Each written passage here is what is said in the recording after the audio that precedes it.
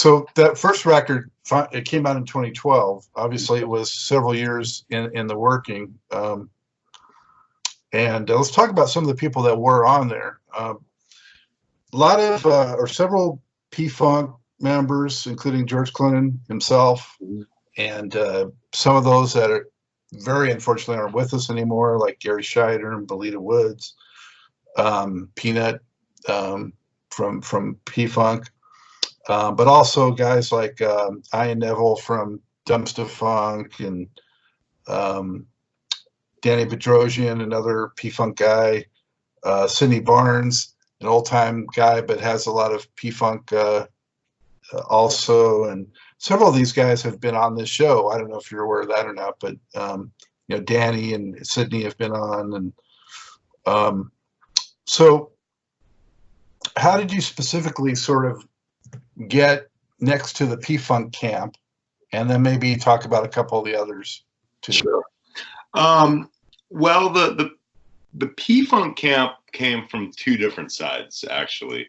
I had reached out to Belita and Kendra through social media, but the Booty Band had worked with Sidney Barnes, and there was a show that the Booty Band was playing.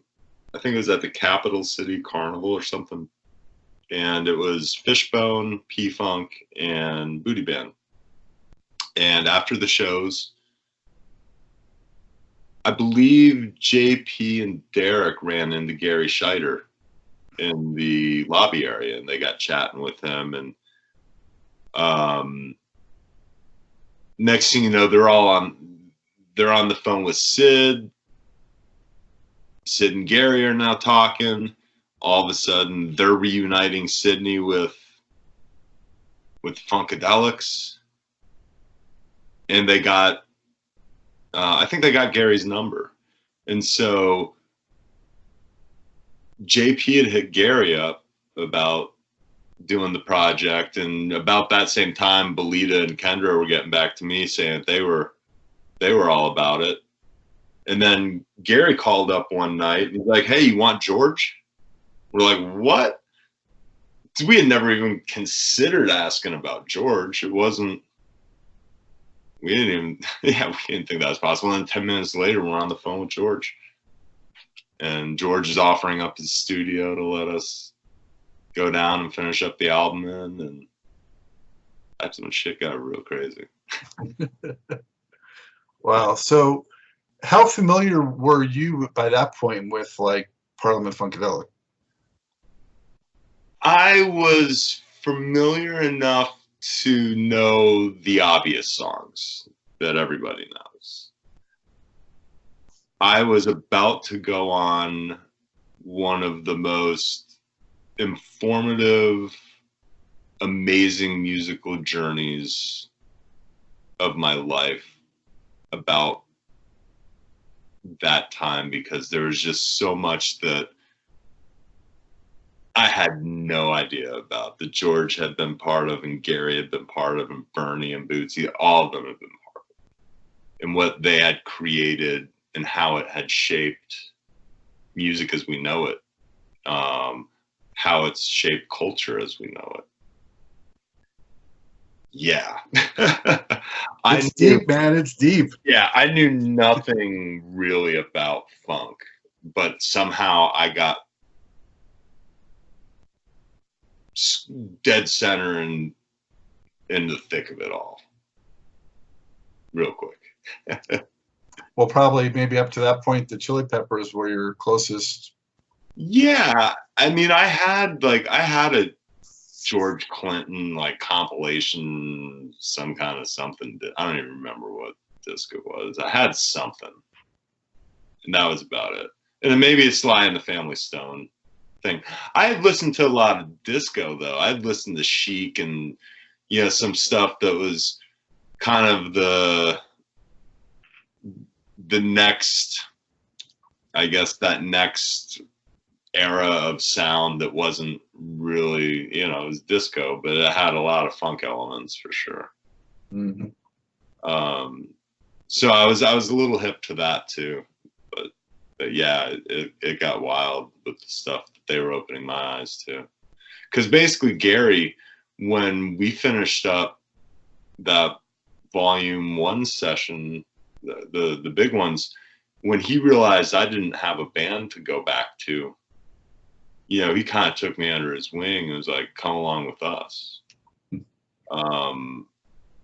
And so for, you know, for several years, I spent a lot of time just kind of hanging out and rolling around with those guys and learning a lot and trying not to get in the way, sometimes getting in the way. A lot of times not knowing where my place was within it. And Gary's being like, just get up there and just don't get in the way. So did you get to play with them actually? I got up and every once in a while would like bang on a tambourine. You know, I'd jump up every once in a while and mix it up, but you know, it was never, I never knew where I stood necessarily. So I tried not to make ripples. Yeah, I tried not to make ripples while participating. Well, what can you tell viewers, listeners about some of those guys and gals' talents that you witnessed? Well, that particular camp, there's historically such a huge number of people that are not only talented and proficient at their instrument, but have taken it elsewhere. They've expanded on the possibilities of what, you know, burning of the synth. You know, Eddie Hazel, Gary, Kid Funkadelic with some of the guitar sounds, and the composition and the way they would approach stuff. And you know, one of the things came out with George and about Atomic Dog being them listening to a lot of it backwards and George not realizing it and them just going with it. You know, stuff like that, where I don't want to get into some of the stuff because I feel like I had a chance to look into the recipe book while I was working down in that studio and saw some things that to me made sense about why and how George was able to do some of the stuff that he was doing, because I saw at times some of the angles he was coming at from it. And it was mind blowing because it was like watching a child play with a new toy to some degree, where they don't know its limitations, so they just go wherever their brain takes them with it until something says don't do that, or that's not how that's supposed to be. And with the way a lot of the guys and gals in that camp, the way they look at things is just set from a different lens, and it's fucking wild, and it's awesome to see and understand. You know, because I've heard times where people are trying to learn, you know, an old Funkadelic song, and they're like, well, we can't figure out the 2 or 3 guitar parts that are here. Well, that's because there's 12 guitar parts there. You know, it's like, you know, it wasn't just 1 or 2. It was different things serving different purposes. Like, I remember we were tracking 2012 down in the studio, and Gary was doing some backing vocals on it. And he does this thing. It's like, and we're just like, what's he doing? Like, why are we doing this? And then he's like, give me another one. And then he does it again and basically doubles every little grunt and squeal and whatever he had just done. And we're still looking at it like, what is this?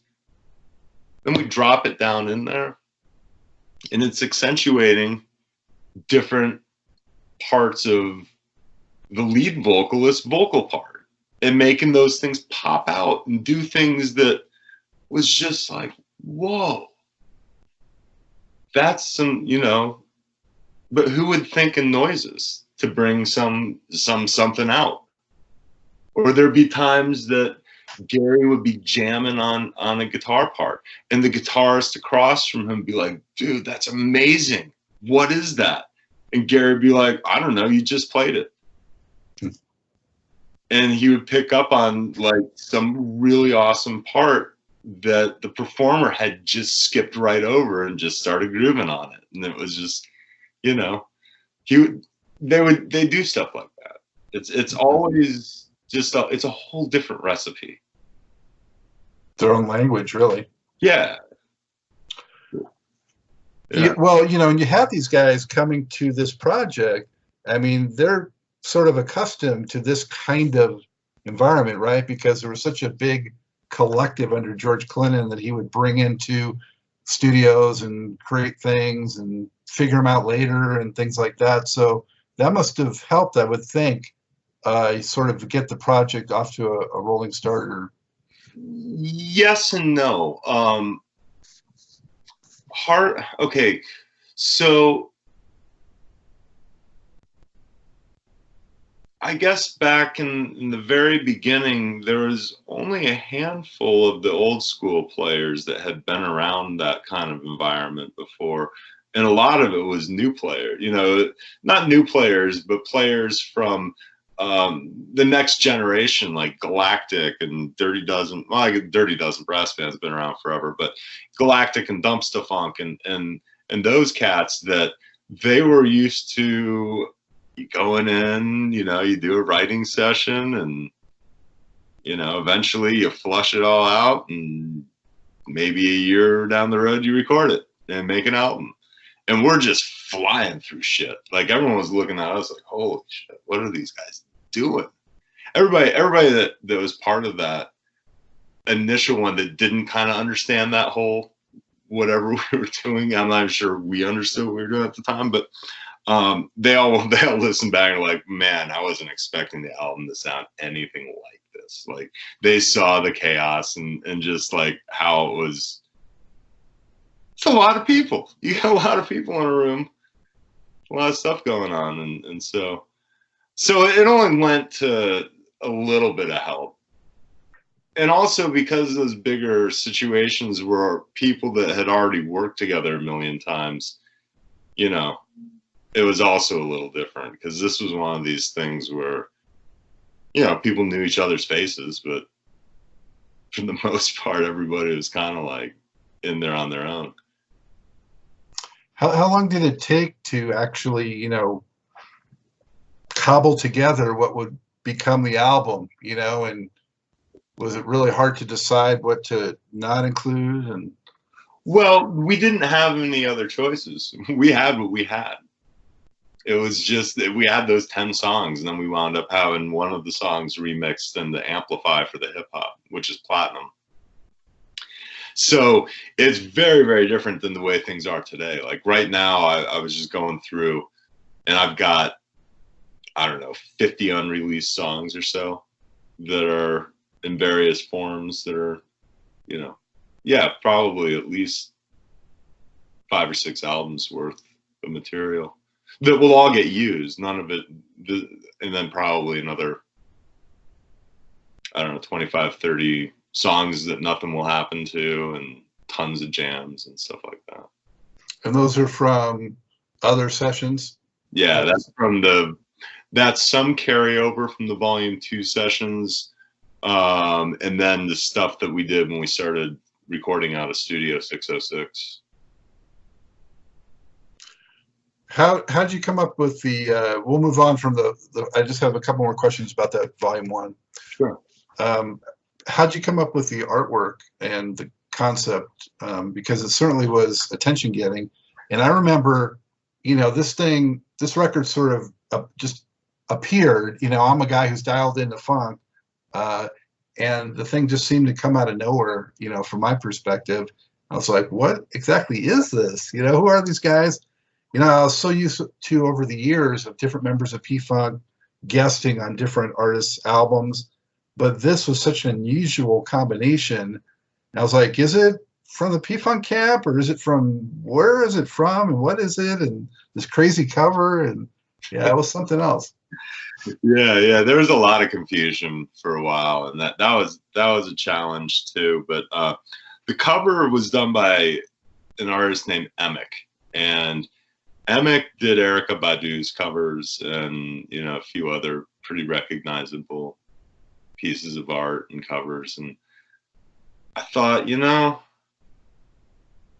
it's as important to have the visual aspects as on point as what I'm feeling the musical aspects are. And I'm glad that that was the thing, because it opened my world up to the poster collecting world and the poster artists and the band artists that do the gig prints, because that's become a huge aspect of the project now. But Emic had a lot of creative freedom within that. I think it was like, okay, make it look like a 70s pimp, a witch doctor, and I don't know. I don't remember what the other thing was that we told him, and then all of a sudden he comes back with Angelo from Fishbone. I mean, I always thought that cover, to me, it always looks like Angelo to me a little. Yeah, it's got a bit of that, yeah. You know what I mean? And it's like, but it's not. But it always to me will be Angelo, because the dude's just so hip and fly, and just like, you know, the hat and all that. So, and through that, I learned pretty heavily about the art world and the world that like Emic and artists like Mark Spusta and Mike Powers and, you know, some of these other amazing visual artists exist in. And it's become a way to make things more sustainable, because music doesn't sell. So if I can have some badass artwork and I can reproduce that towards either the artist fan base or our fan base who might like to hang it on the wall, then, you know, that makes up for the fact that, you know, I might put $150,000 into an album and not recover any from song sales. And that's the tough dance. It's like, you know, trying to keep new stuff coming for the listeners, but it's like, well, who's paying for it? You know, it's not coming through sales. So any revenue stream you can get is a good thing. Yeah. So it's, you know, so the art has definitely played a huge aspect in it. Now it's become, to me, just as important as the music. It's a relationship, you know, all the way around with the music and the art. Well, and just tying back to P-Funk again, the Funkadelic covers, you know, that was such a intimate connection with the whole movement and the music. And Pedro Bell passed away recently, that great artist for Funkadelic. But there's another common thread right there. Yeah, absolutely. So when the record finally hit the streets and was out for a while, I mean, how did you feel about how it performed, how it was received? Because from what I could tell, mostly it was well reviewed, and I think it's a really strong record myself. So. Oh, thank you. I was thrilled. I was so thrilled with how it was received. It reached areas that went well beyond what I had hoped. It did well sales wise too, which was nice. It was we did this limited edition vinyl that went over really well. Yeah, I was really stoked. I was just happy to have it out, because it had been like 5 years since we had actually hit the first note recording till the time it actually came out, between the logistics and getting the packaging down and just the mixing. I mean, the mixing and the editing was an interesting process, because a lot of what we did, we were all in the same room together. So there was all kinds of bleed from track to track. And it was just, you know, we created a little extra work for ourselves probably, but yeah, and that was part of the learning process. You know, we were learning every bit of that way with that album, because there was no blueprint to that. I mean, there's definitely been collaborations. There's definitely been, you know, large gatherings of players, but this was different. And we just kind of had to make shit up as we went along and hope, you know, if we were going to hit a wall, that the airbags would deploy, or, you know, so, you know, some kind of safety measure would come in and at least halfway save us. What kind of feedback did you get ultimately from the players when they heard what came out of it? I think they were all really happy with it. Because for us, it tells a story for me, and when I've talked to some of the other players, it tells a story about that window of time that we were all down there. Like, for example, "Wake Me Up," the tune, the country song. That song came about because Ralph Roddenberry, he couldn't make it to the sessions until Wednesday of that whole week, and he had driven through the night and was just so tired. And I think he went to lay down and wound up oversleeping.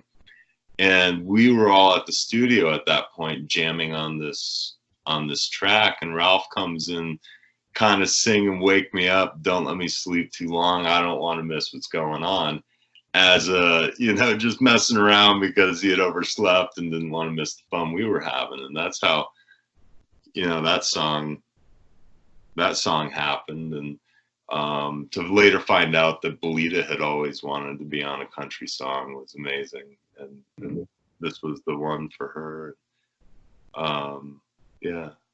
How bittersweet was it that, you know, Gary had passed, I think, in 2010 or 11, so he wasn't around when this came out, and I'm not sure what year Belita left us. Yeah, Belita, I believe, was 2011. That would be something that I always carry with me. Belita and Gary ultimately kind of turned into the mom and dad equivalent in the music industry for me. And I felt like not being able to hand them the finished product of something that we had all worked so hard on and we were all so excited about, that was a tough one. It really was. And because I felt like, you know, all of us felt like things were just getting started. And to lose two individuals that believed so much in what we were doing and that were as amazing of people that they were, I think it left a pretty big void in the project for a minute, because I was looking at Gary a lot for what the next move was. What should I do? Like, I didn't know. Like we had talked about, this was my first time in the studio. I hadn't even really been in the industry that long. So yeah, it was heavy duty.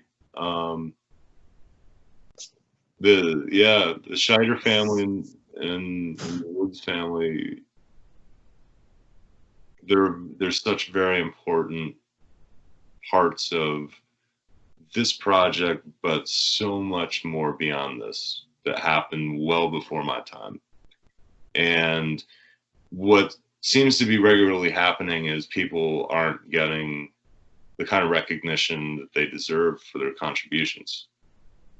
And that's been a very hard thing to watch over the years. Beyond just the loss of them has been people that Gary and Belita dedicated their lives to, you know, not necessarily being there when things were tough or continue to be tough. Mm-hmm. I'm not talking about the Big Ol Nasty Getdown or anything like that. I'm talking, you know, the reality of people not getting their writer's share, people not getting, you know, different things. So Yeah, it is very, very hard to stomach and this sort of process. Yeah. But you know, leaving that on a positive note, though, you know, there's Belita and Gary.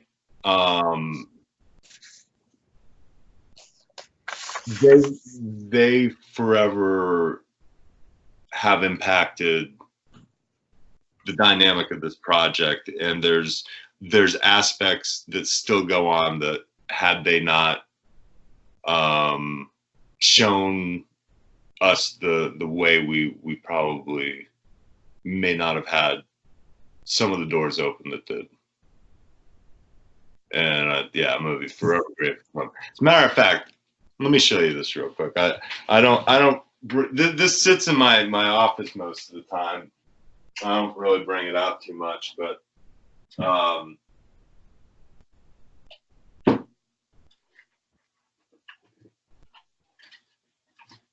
this right here,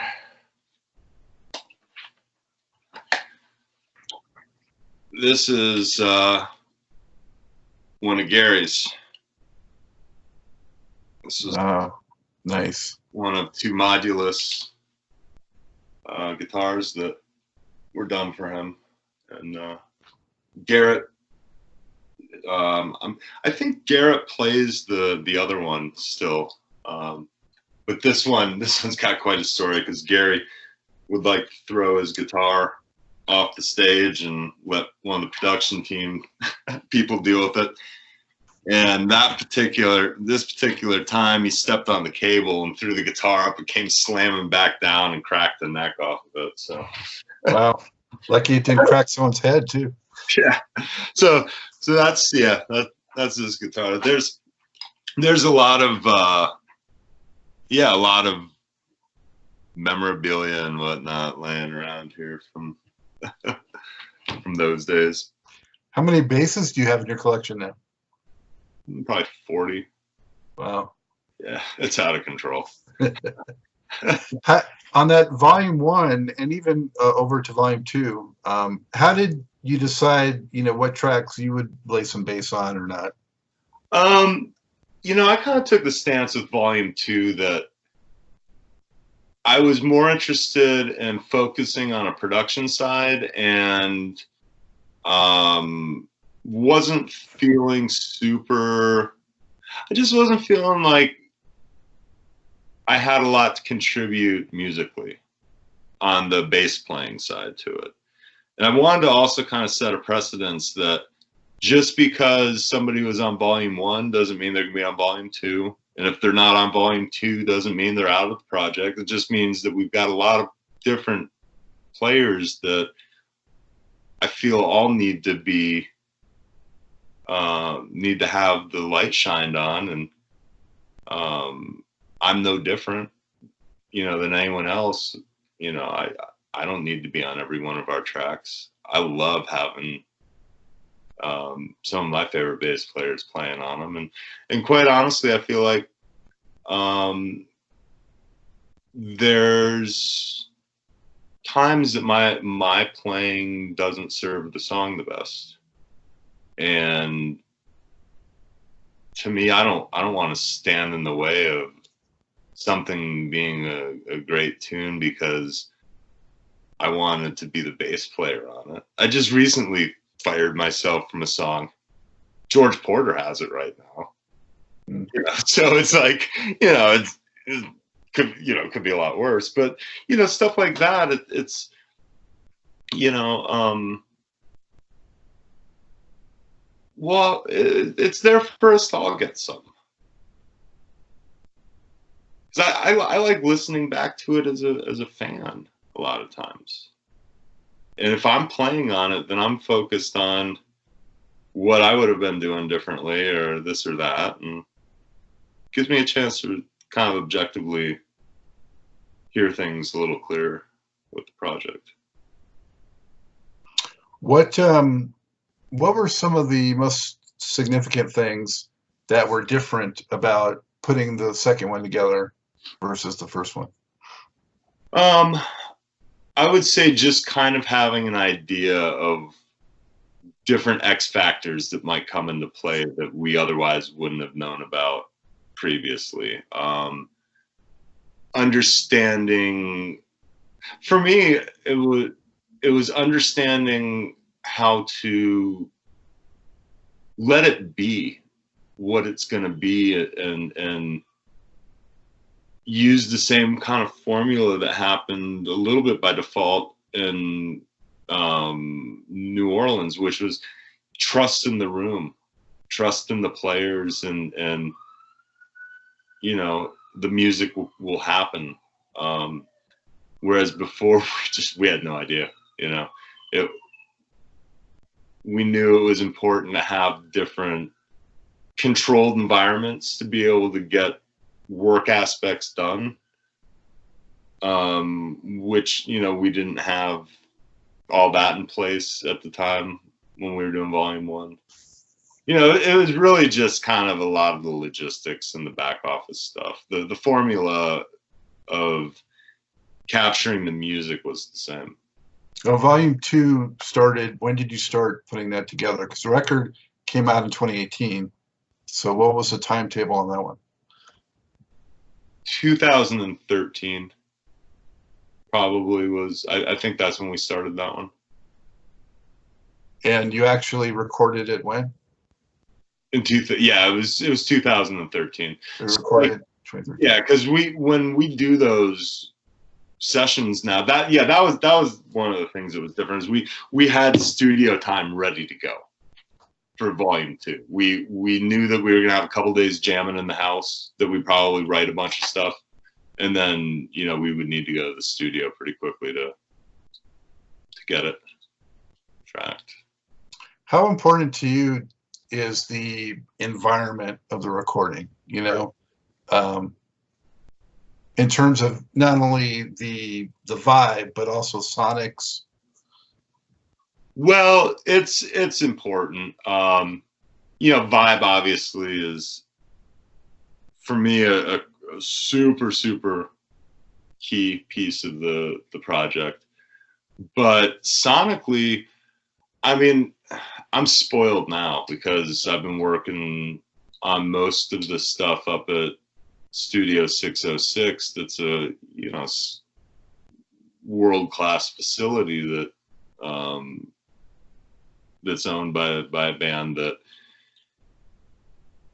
is all about, you know, preserving, you know, the history of that Neve console that's up there and having just dynamite recording capacity and capabilities.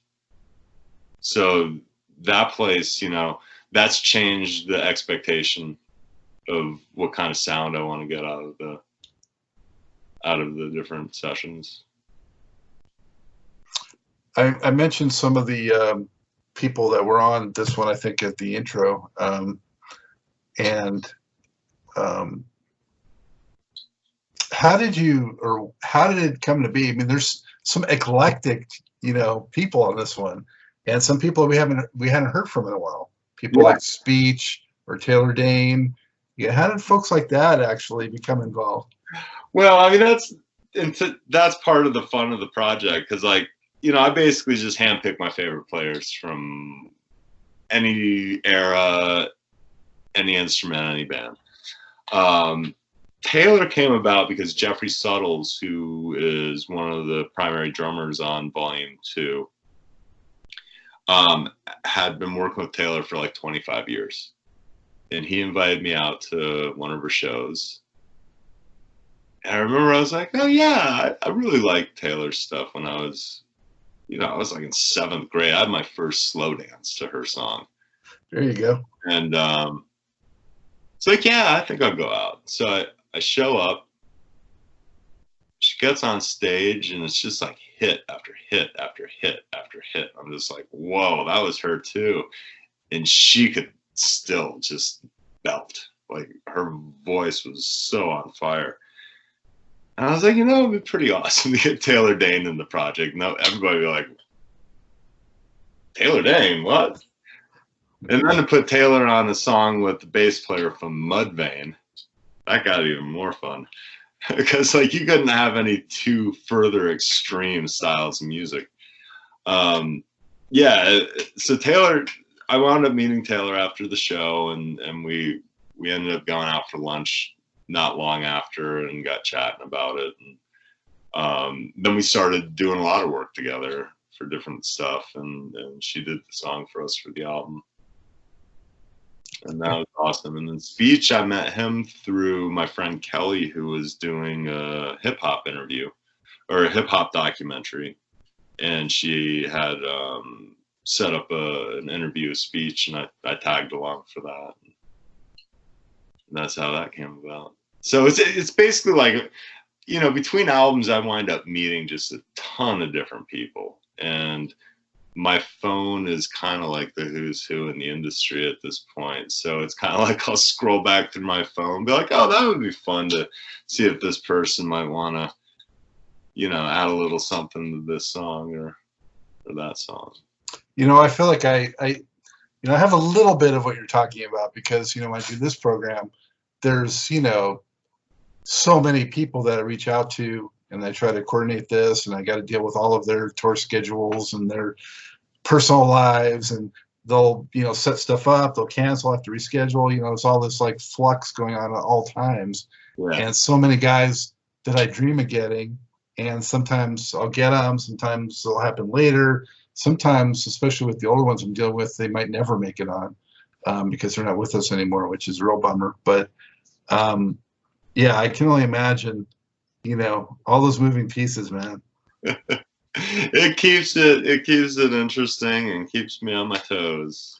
And I think I read you say, and I totally agree with it too, is that, you know, you're so much better off when you can get direct to the artist, yeah, and not have to deal with that bureaucracy or of, you know, any of the middle people. Yeah, and it's no disrespect to management or the chain of command. What happens is oftentimes management, the chain of command, it doesn't resonate on the creative side for them. They're looking at it as, well, they're a mom and pop type of operation. They probably don't have a big budget. I'm going to have to spend a lot of time doing this. It's probably easier not to let him through to the artist. But if you can talk to the artist might be like, wow, that's the most awesome shit I've ever heard of. I'll see you there tomorrow. Right. I'll call my manager and let them know to butt out.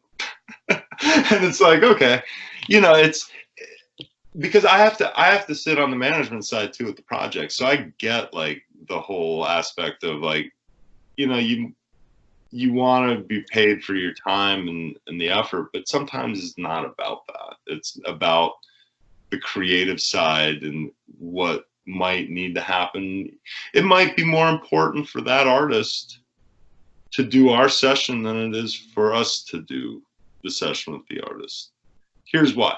Because sometimes the artist is so controlled by the record label or the fan base or by the band that they feel boxed in, and they feel like they've creatively hit a wall where they can only go so far with the set of tools they have to work with and the environment that they're working in.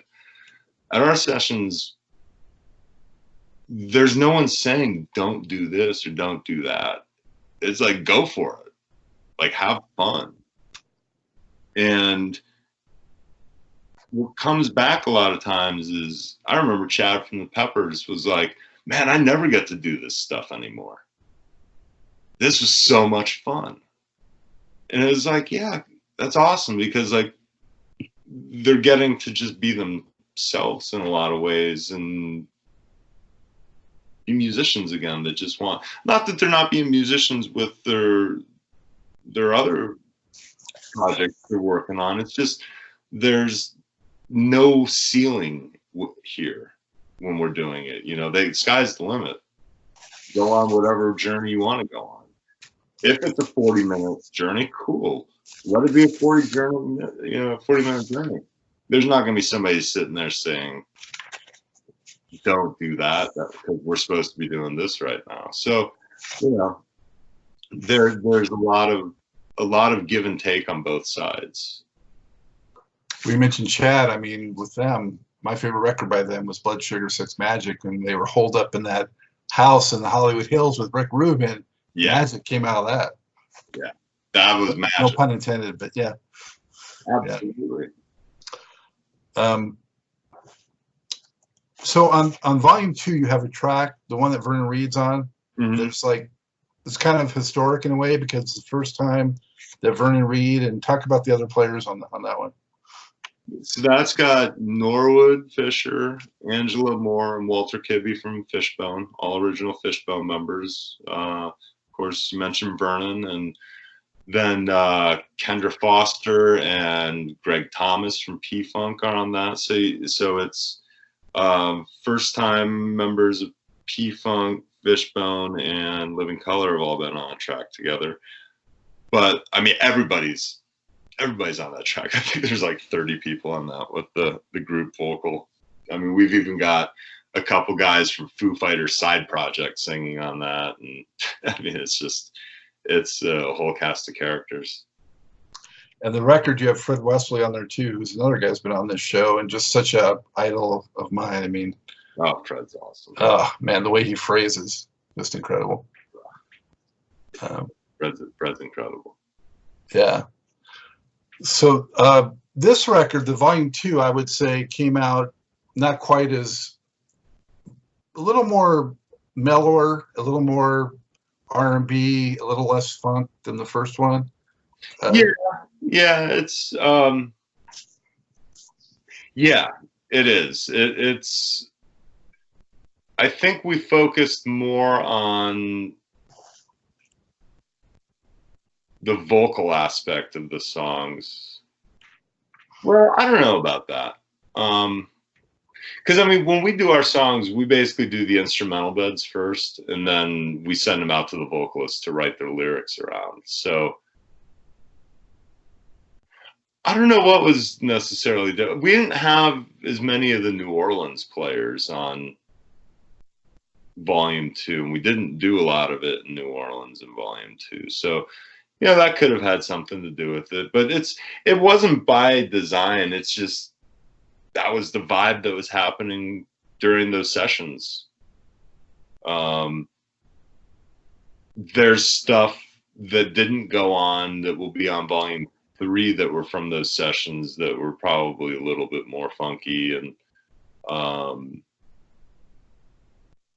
a little grittier. But I was curious if there was a actual attempt to try to be a little more commercial, maybe sell a little more. I know that kind of goes counter to what the whole thing is sort of about, but I was wondering if that played any role. Not really. It dances around the back of my head every once in a while about, and I have a lot of people that say, well, maybe you should do it like this to give a more contemporary sound or this or that. And it's, I don't know if I want to create for like intentionally now music. Like I like the music that kind of just happen and be what it's going to be, and whatever space and time it fits into is where it fits.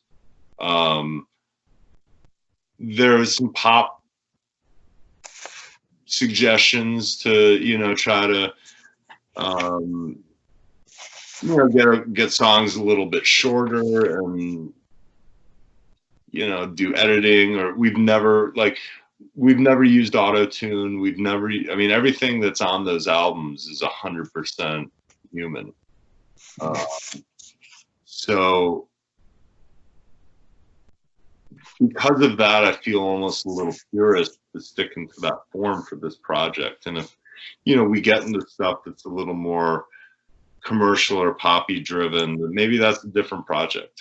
Maybe that's something that's made to be, you know, churning out songs for today and tomorrow, whereas this project is kind of more of a historical journey of different players throughout time, and, you know, remaining pretty pure to the natural instrumentation.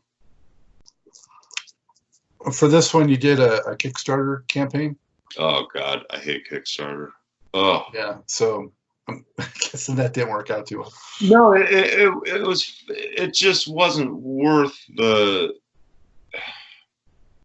It wasn't worth the amount of time and aggravation for the little bit of money that came out of it. And I feel like in the end, I probably lost money on it, because we had a video that cost money to produce. I mean, just all this stuff. It was just like, fuck. And now it's like you type the band name up and there's like Kickstarter as the first whatever. And it's like, I mean, I don't want to sound ungrateful. Like, I'm super grateful for everybody that pledged. But the Kickstarter system is not set up to be, you know, user friendly. Like, it's a lot of fucking work. Mm-hmm. And at the time, like, I felt like, yeah. So no filters today on this one. No, hey, the truth and rhythm, baby. That's what it's about. Yeah.